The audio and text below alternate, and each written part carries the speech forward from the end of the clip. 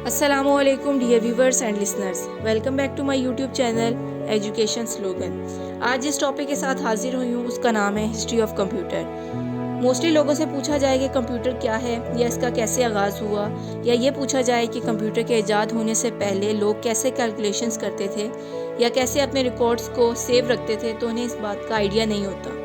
Dear viewers, आज इन्हीं सवालों को कवर करने के लिए आपके लिए हिस्ट्री ऑफ कंप्यूटर का टॉपिक लेकर हाजिर हुई हूँ। डियर व्यूवर्स, 15वीं सदी और से पहले के दौर में, या ये कह लें इब्तदाई दौर में, जब इंसान पढ़ना लिखना नहीं जानता था, लोग कंप्यूटर को ही हिसाब किताब करने के लिए इस्तेमाल करते थे। बेसिकली कंप्यूटर ही उनका कैलकुलेटर भी होता था और फाइल रिकॉर्डर भी। अब सवाल ये आता है कि कंप्यूटर की इजाद से पहले लोग ये काम कैसे अंजाम देते थे। तो आइए चलते हैं अपने मेन टॉपिक की तरफ। कंप्यूटर की तारीख शुरू होती है इब्तदाई सादा हिसाब किताब के आलात से लेकर आज के जदीद कंप्यूटर तक। 20वीं सदी से पहले ज़्यादातर हिसाब किताब इंसान खुद ही करते थे। अब इंसान खुद कैसे हिसाब किताब करते थे, देखते हैं अपने नेक्स्ट टॉपिक में। टॉपिक है हमारा एंशियंट एंड मेडिवल कंप्यूटर, कदीम 15वीं सदी के कंप्यूटर। हज़ारों साल पहले वो डिवाइसेस जो कि इंसान इस्तेमाल करता था अपने हिसाब किताब के लिए, बजाते खुद वो डिवाइसेस उसमें आती हैं हमारे पास फिंगर्स, उंगली का इस्तेमाल, पत्थरों का इस्तेमाल, मिट्टी का इस्तेमाल, लकड़ी का इस्तेमाल और हड्डियों का इस्तेमाल। इन 5 चीज़ों की मदद से पुराने ज़माने का इंसान इसके ऊपर अपना कैलकुलेशन करता था। अब वो इनके ऊपर कैसे करता था, ये चीज़ हम देखते हैं अपने नेक्स्ट टॉपिक में। नेक्स्ट टॉपिक है हमारा लेबोम्बो बोन। लेबोम्बो बोन को 1970 में दरियाफ्त किया गया, उस वक्त जब गारों की खुदाई चल रही थी।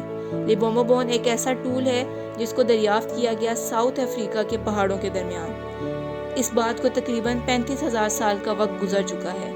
लेबोम्बो बोन के ऊपर 29 मुख्तलिफ किस्म के निशानात मार्क किए गए हैं जिनके ऊपर मैथमेटिकल कैलकुलेशन की जा सकती है। नेक्स्ट टूल है हमारे पास इशांगो बोन। इशांगो बोन को माहीगीरों की बस्ती में दरियाफ्त किया गया था। इशांगो बोन 22,000 साल पुरानी है और ये कदीम कैलकुलेटर माना जाता है। उस वक्त इसको दरियाफ्त किया गया जब कदीम पत्थरी दौर चल रहा था। नेक्स्ट टॉपिक है हमारे पास टैली स्टिक। टैली स्टिक को इस्तेमाल किया जाता था कदीम मालूमात को महफूज करने के लिए, या ये कह लें अपने नंबर्स को, क्वांटिटीज़ को, या अपना मैसेज जब आपने एक जगह से दूसरी जगह डिलीवर करना होता था तो तब टैली स्टिक का इस्तेमाल किया जाता था।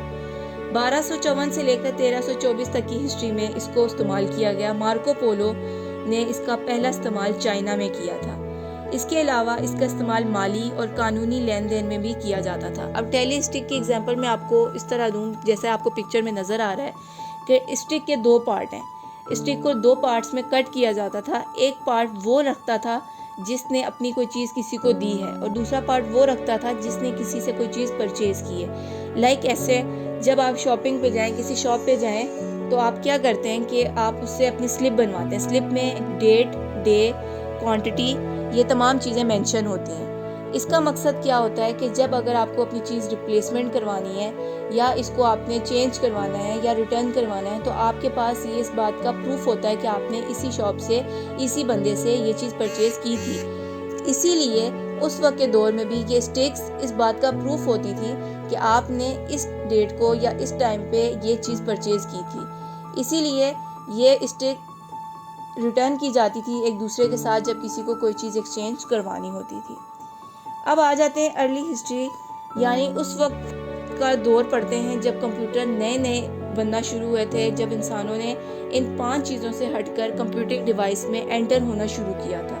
अब कंप्यूटिंग डिवाइस में जो सबसे पहले हमारे पास आती है वो है एबेकस।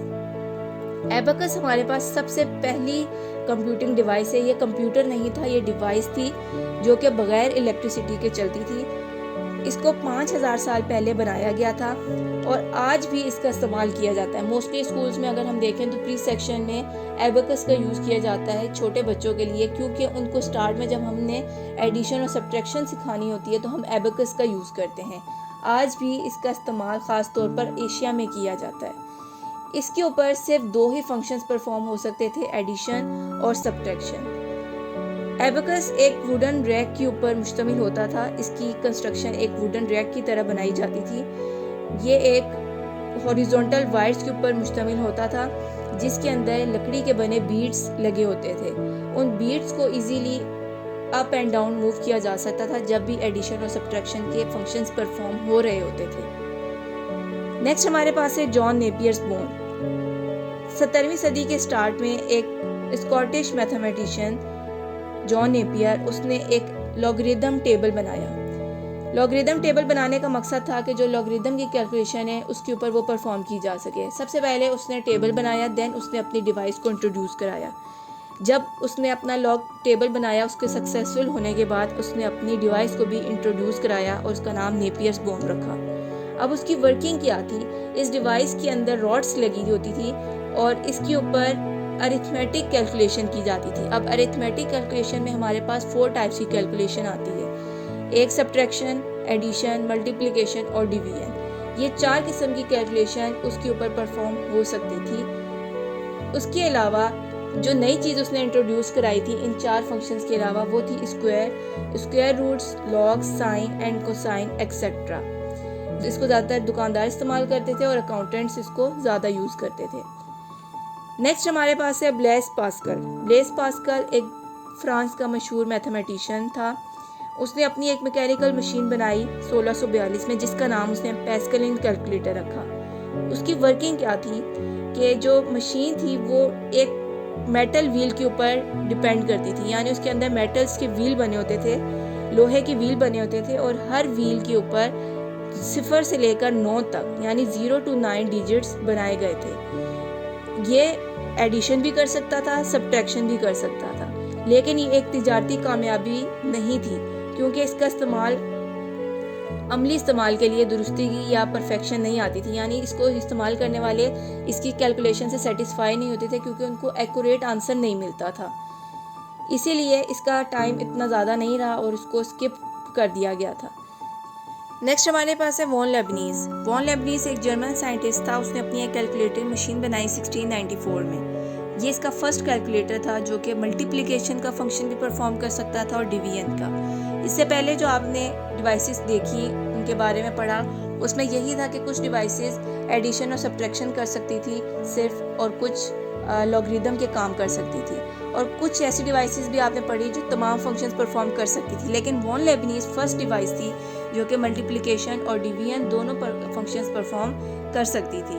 ये डिवाइस कुछ मिलती जुलती थी ब्लेस पास्कल के साथ। दोनों की जो फंक्शनैलिटी थी वो सिमिलर लगती थी, मगर जो वॉन लेबनीज की वर्किंग थी, जो उसकी फंक्शनैलिटी थी, वो ज़्यादा बेहतर थी ब्लेस पास्कल के साथ, क्योंकि इसका आंसर मोर एक्यूरेट था, यानी ज़्यादा दुरुस्त था और ज़्यादा काबिल एतमाद था। लोगों ने इसको ज़्यादा पसंद किया as compared to Blaise Pascal के। नेक्स्ट टॉपिक है हमारे पास चार्ल्स बेबेज। 1822 में एक मैथमेटिशियन चार्ल्स बेबेज, उसने अपना एक डिफरेंस इंजन बनाया मैथमेटिकल कैलकुलेशंस के लिए, मगर उसने कुछ वक्त के लिए उसके ऊपर काम छोड़ दिया था। कुछ वजूहात थी जिसकी वजह से उसने उसके ऊपर ज़्यादा वर्किंग नहीं की, लेकिन कुछ टाइम गुजरने के बाद 1842 में उसने उसके ऊपर दोबारा काम करना शुरू किया और तब उसने उसका नाम रख दिया एनालिटिकल इंजन, क्योंकि उसका ये इंजन ऑटोमेटिक काम करता था। ये वाला इंजन चार्ल्स बेबेज का 60 एडिशंस पर मिनट परफॉर्म कर सकता था। नेक्स्ट है हरमन हॉलरिथ। 1889 हरमन ने एक पंच कार्ड की मदद से एक मशीन बनाई जिसका नाम रखा गया हरमन हॉलरिथ डेस्क, या फिर इसको टैबुलेटिंग मशीन भी कहा जाता था। ये डिवाइस उसने पंच कार्ड की मदद से बनाई जिसमें इनपुट और आउटपुट इजीली दी जा सकती थी। ये उसकी पहली मशीन थी जो कि बिजली से चलती थी और डाटा अपने अंदर रिकॉर्ड रखती थी। इससे पहले हमने जितनी डिवाइसेस पढ़ी उसमें वक्ती तौर पर कैलकुलेशन की जाती थी, जबकि डाटा स्टोर नहीं किया जा सकता था और ना ही उन डिवाइसेस को इलेक्ट्रिसिटी की ज़रूरत थी। लेकिन हरमन हॉलरिथ की ये टैबुलेटिंग मशीन, इसको इलेक्ट्रिसिटी की मदद से चलाया जाता था और इसके अंदर रिकॉर्ड भी रखा जा सकता था डाटा का। Student, there is nothing difficult. Remember one thing. If you pay attention while listening, then you will clear your concepts. I hope you have understand today's topic. मेरे चैनल को सब्सक्राइब करना मत भूलिएगा। वीडियो पसंद आए तो इसे लाइक और शेयर लाजमी कीजिएगा। मिलेंगे नेक्स्ट वीडियो में एक नए टॉपिक के साथ। तब तक के लिए अल्लाह हाफिज़।